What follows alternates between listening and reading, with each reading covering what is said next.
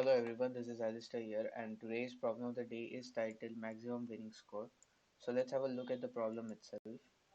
So, according to the problem, a player starts from block 1, and you are given n blocks, and a player starts from block 1, and she moves forward from each block to a directly connected block until she reaches the final block, which has no further connections. And when the player lands on a block, she collects the point value of that block. The player score is calculated as the product of point values that the player collects. So to help understand the problem better, it is just a problem of calculating the maximum product from the root node to any of the leaf nodes. So let's have a look at this example. So in this example, you are given a tree wherein you have value for each of the nodes, and you have to calculate the path from the root to the leaf such that the product return for that path is the maximum. In order to go over the problem, we can simply traverse the tree in a recursive method in a DFS fashion. So for example, you will start with a root node 4, and then you will move on to 2, and then you will move on to the left subpart for 2, and on reaching 2 you will find out that 2 is the uh, leaf node, and then you'll simply return the value 2 over here, and then this 2 will traverse its right subtree, and again 1 is the leaf node over here, so we'll return 1 again. And on returning two values, we'll be multiplying these two values with the parent node, and on multiplying we get two values, which is 4 and 2, but the maximum of these two values is 4, so we'll only be returning 4. So our root node, which is 4 in this case, will have one of the values 4 for the left subpart, and we'll do the same for the right subpart of this root node. So on reaching 8, we'll move on to 4. Since 8 does not have any right subtree, or sorry, the left subtree, and since it is null, we'll simply be returning 1 here. And in this case, after reaching 4, which is the leaf node, will return 4 here. And on receiving these two values, we'll be multiplying them. So we'll have two values, which is 8 and 32, and the maximum is 32. So we'll be returning 32 in this case.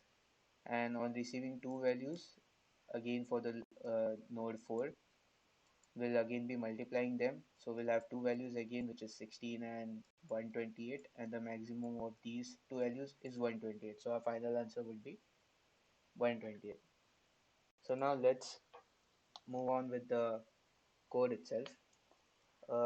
It would be since we will be solving this problem in a recursive approach, we'll create a helper function to recursively traverse through the tree, and we'll take in the input that is the root node, and we'll simply return the value which is returned by this helper function,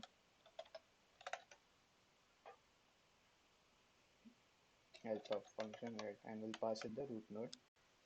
So for every recursive problem, you have to deal with the base case, and the base case in this problem is that uh, it should check if the node which is passed to the helper function is not null, if it is null or not. So for example, if when we are traversing for the left subpart of 8, we'll encounter a null node, and if that is the case, then we'll have to return a value, and that value would be 1, since we'll be calculating the products. And for that case, we have to return null and not I return 1 and not 0. So we'll check if it is null, and if it is so, then we'll return 1. And also we would have to check if the root node, if it is the leaf node or not. So in this case, in order to check if it is a leaf node, both of its uh, left and right subpart should be null, which means that the root of left value should be null, and the root's right subpart should be null. And if that is the case, then we'll simply return the leaf nodes data.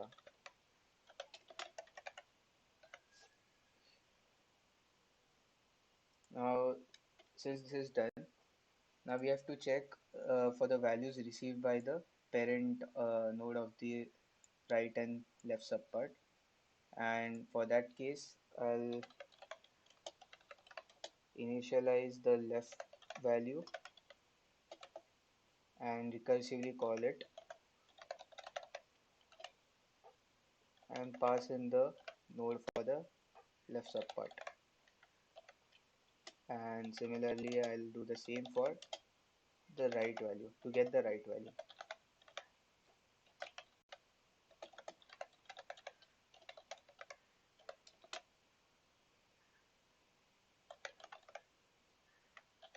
Now this is done after we receive the two values. We simply have to calculate the product and maintain the maximum result, and then again return that value. So for that case, I'll create another variable called result, and I'll calculate the maximum value. So the maximum value would be the value returned by the left val times the value of the root node itself.